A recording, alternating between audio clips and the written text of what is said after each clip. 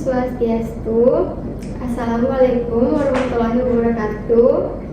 Perkenalkan, nama saya Nadia Rita Cahyani dengan NIM DS 0323017. Terima kasih kepada dosen, maaf yang sebut namanya, Bapak Wayan Sudarsana SPD MPD, karena sudah telah memberikan tugas metodologi penelitian pendidikan. Baik, di sini saya akan memaparkan hasil proposal skripsi saya yang berjudul Pemahaman Guru tentang Gaya Belajar Siswa dalam Proses Pembelajaran di SDN 1 Bilebuli, dengan dosen pembimbing 1 Bapak Wayan Sudarsana SPD MPD, NUPTK 4057774675130223, dan pembimbing 2 Ibu Nimade Mega Haryani SPD MPD dengan NUPTK 34587670230312. Baik, langsung ke bab 1, pendahuluan. Yang pertama ada 1.1 latar belakang. Berdasarkan hasil observasi awal melalui wawancara dengan guru di SDN 1 Bilebuli pada tanggal 27 Januari 2026, diketahui bahwa guru telah menggunakan berbagai metode pembelajaran, namun belum didasarkan pada identifikasi gaya belajar siswa secara sistematis. Kondisi ini menyebabkan tidak semua siswa dapat memahami pembelajaran dengan baik. Pendidikan merupakan proses penting dalam membentuk kualifikasi siswa, kualitas siswa. Menurut Vierna et al. 2023, dalam pembelajaran, guru perlu menyesuaikan pembelajaran dengan karakteristik siswa. Menurut Sarah Fitri et al. 2022, setiap siswa memiliki cara belajar yang berbeda, salah satunya adalah gaya belajar. Gaya belajar meliputi visual, auditori, dan kinestetik. Menurut Haryudin 2024, yang mempengaruhi pemahaman siswa. Namun, pembelajaran masih sering dilakukan secara umum tanpa memperhatikan perbedaan tersebut. Oleh karena itu, pemahaman guru terhadap gaya belajar siswa menjadi penting untuk diteliti. Kemudian 1.2 ada rumusan masalah. Yang pertama, saya mengangkat masalah bagaimana pemahaman guru tentang gaya belajar siswa dalam proses pembelajaran di SDN 1 Bilebuli. Dan yang kedua, apa saja faktor pendukung penghambat guru dalam memahami gaya belajar siswa. Kemudian 1.3 tujuan peneliti. Yang pertama, mendeskripsikan pemahaman guru tentang gaya belajar siswa dalam proses pembelajaran di SDN 1 Bilebuli. Dan yang kedua, mengidentifikasi faktor pendukung dan penghambat guru dalam memahami gaya belajar siswa. Kemudian 1.4 manfaat penelitian. Yang pertama, untuk sekolah sebagai bahan evaluasi untuk meningkatkan kualitas pembelajaran di sekolah.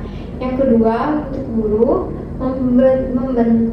membantu guru memahami gaya belajar siswa sehingga dapat menyesuaikan metode pembelajaran. Yang ketiga, siswa mendukung terciptanya pembelajaran yang lebih sesuai dengan kebutuhan dan karakteristik siswa. Kemudian peneliti menambah wawasan dan pengalaman dalam bidang pendidikan, khususnya terkait gaya belajar siswa. Dan yang terakhir, untuk peneliti selanjutnya sebagai referensi dalam penelitian yang terkait dengan gaya belajar siswa.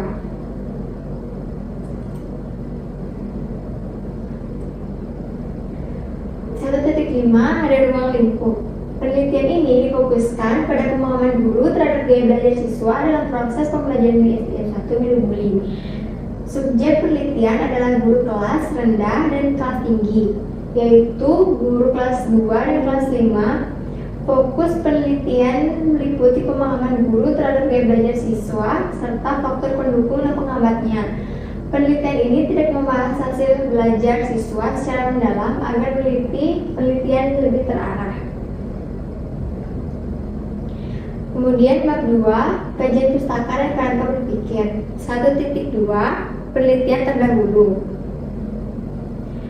Yang pertama, Siti Nurharirah DKK 2025 yang berjudul Strategi Guru dalam Mengelola Kelas dengan Gaya Belajar Siswa. Yang kedua, Febri Andriani dan Nur Siswi Nurgahaini 2024 yang berjudul Analisis Gaya Belajar Siswa dalam Pembelajaran. Dan yang ketiga, Endah Etnowati dan Nur Siswi Nurgahaini 2024 yang berjudul Analisis Gaya Belajar Peserta Didik. Yang kedua, Fakinah Inzun Himah 2023 yang berjudul Gaya Belajar untuk Pembelajaran Berdiferensiasi. Dan yang terakhir ada Dina Abdisa DKK 2022 yang berjudul Pemahaman Guru Terhadap Gaya Belajar. 2.2 konsep. Yang pertama, pembelajaran, pengertian pembelajaran, tujuan pembelajaran, komponen pembelajaran, pembelajaran di sekolah dasar, pengertian pembelajaran di SD, karakteristik siswa SD, karakteristik pembelajaran di SD. Kemudian ada gaya belajar, pengertian gaya belajar, karakteristik gaya belajar, dan gaya belajar, pengertian gaya belajar, karakteristik gaya belajar. Kemudian jenis-jenis gaya belajar, ada gaya belajar visual, auditori, dan kinestetik. Dan ada indikator gaya belajar, peran guru dalam memahami gaya belajar siswa, dan faktor pendukung dan penghambat guru dalam memahami gaya belajar siswa. Kemudian 2.3 landasan teori. Yang pertama, saya mengambil teori behavioristik. Teori behavioristik menjelaskan bahwa belajar merupakan perubahan perilaku yang terjadi akibat adanya stimulus dan respon. Perubahan tersebut dapat diamati melalui sikap dan tindakan siswa dalam pembelajaran, menurut Afnanda 2023. Teori behavioristik menekankan hubungan antara stimulus yang diberikan guru dan respon yang ditunjukkan siswa. Dalam pembelajaran, guru berperan memberikan stimulus, sedangkan siswa memberikan respon. Teori ini digunakan untuk menganalisis pemahaman guru terhadap gaya belajar siswa melalui respon siswa dalam proses pembelajaran. Dan yang kedua, saya mengambil teori konstruktivisme, yang dimana teori konstruktivisme memandang belajar sebagai proses aktif dalam membangun pengetahuan berdasarkan pengalaman. Siswa berperan aktif dalam memahami materi melalui keterlibatan dalam pembelajaran, menurut Afnanda 2023. Konstruktivisme menekankan bahwa siswa membangun pengetahuan melalui pengalaman belajar. Teori ini digunakan untuk menganalisis faktor pendukung dan penghambat guru dalam memahami gaya belajar siswa.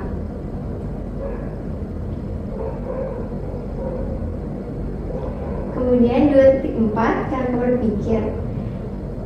Bisa dilihat di layar kerangka berpikir yang saya terapkan gunakan. Kemudian ketiga, metode penelitian. 3.1 rancangan penelitian.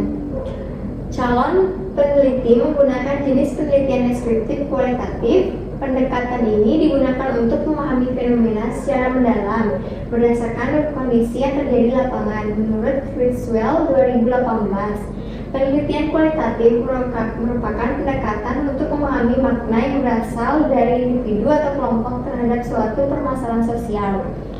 Penelitian ini bertujuan untuk mendeskripsikan pemahaman guru terhadap gaya belajar siswa serta faktor pendukung dan penghambatnya dalam proses pembelajaran.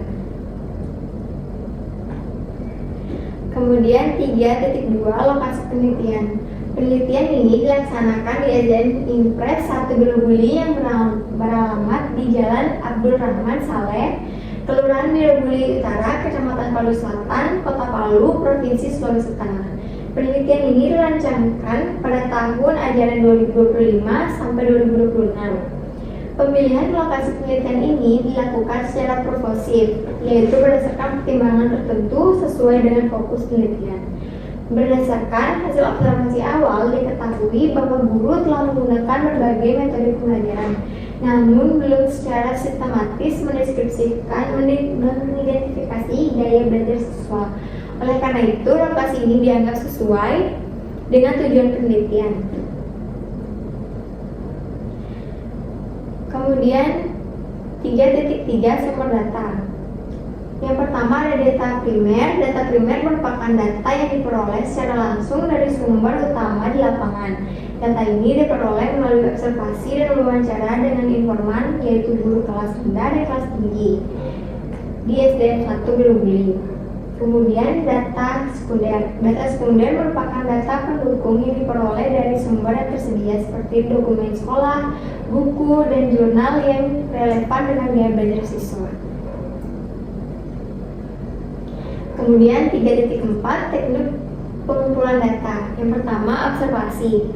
Observasi dilakukan dengan teknik non-partisifan observasi, yaitu peneliti tidak terlibat langsung tetapi hanya mengamati proses pembelajaran di kelas.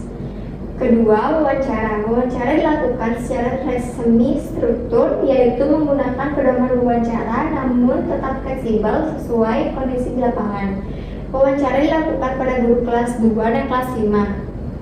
Dokumentasi yang digunakan untuk melengkapi data penelitian berupa foto, catatan, dan dokumen sekolah sebagai bukti pendukung.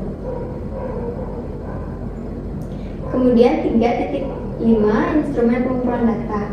Instrumen penelitian merupakan alat yang digunakan untuk pengumpulan data. Dalam penelitian kualitatif, peneliti merupakan instrumen utama. Adapun instrumen yang digunakan dalam penelitian ini yaitu yang pertama, peneliti sebagai instrumen utama dalam pengumpulan data. Yang kedua, lembar observasi digunakan untuk mengamati proses pembelajaran. Dan yang ketiga, pedoman wawancara sebagai acuan yang melakukan wawancara.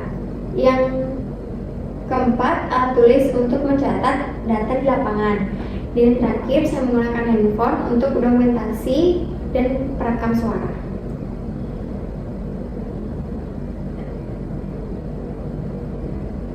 3.6 teknik analisis data. Teknik analisis data dalam penelitian ini menggunakan model analisis data kualitatif menurut Sugiono 2018 yang mengacu pada Miles dan Huberman, yaitu yang pertama, reduksi data. Proses memilih dan menyederhanakan data yang diperoleh dari hasil observasi, wawancara, dan dokumentasi. Yang kedua, penyajian data. Data disajikan dalam bentuk uraian naratif agar mudah dipahami. Dan penarikan kesimpulan, menarik makna dari data yang diperoleh dan diverifikasi secara terus-menerus. Kemudian 3.7 teknik keabsahan data. Keabsahan data dalam penelitian ini dilakukan dengan menggunakan teknik triangulasi, yaitu untuk memastikan kebenaran data melalui berbagai sumber dan teknik. Jenis triangulasi yang digunakan, yang pertama ada triangulasi sumber, membandingkan data dari berbagai informan, yaitu guru kelas 2 dan kelas 5. Kemudian triangulasi teknik, membandingkan data dari observasi, wawancara, dan dokumentasi. Kemudian ada dokumentasi yang dimana saya mewawancarai guru kelas 2 dan kelas 5. Dan yang terakhir ini adalah foto-foto dengan siswa-siswi di sekolah yang saya teliti, yaitu di sekolah SDN 1 Bilubuli. Baik, sekian dari pemaparan proposal skripsi saya. Jika ada kesalahan kata, saya mohon maaf, dan akhir kata saya ucapkan Perma Santi, Om Santi Santi Santi Om, dan wassalamualaikum warahmatullahi wabarakatuh.